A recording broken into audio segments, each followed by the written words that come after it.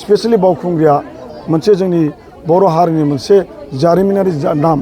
गोदो जोंनि आजौ आजौमोना हाजो गाखोनानै मोनसे फोथायनाय दं। बे फोथायनाय जायगाखौ जोङो गुबुन हारिनो होनो हाया होननानै गोबां रायलायनायखौ आं खोनादों।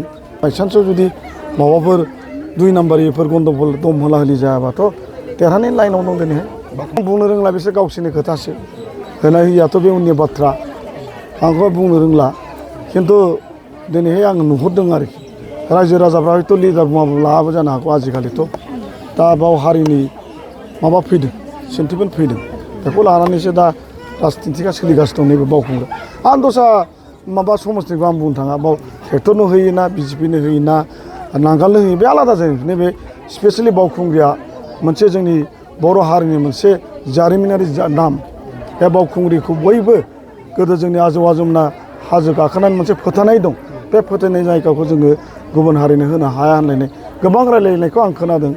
बे हिसाबै आङो मोजांखौनो नुहुरदों। जुदि बायसान्सआव जुदि माबाफोर 2 नाम्बारिफोर गन्दगल दम होला होलि जायाबाथ' देरहानायनि लाइनाव दं दिनैहाय। बावखुंग्रि समाजाव जिहेतु गुबुन गुबुन हारिनि सुबुंफोर दं, माइन'रिटि, बिथांमोननिफ्राय माबायदि आंथ' माइन'रिटिफ्राथ' मोजाङानो।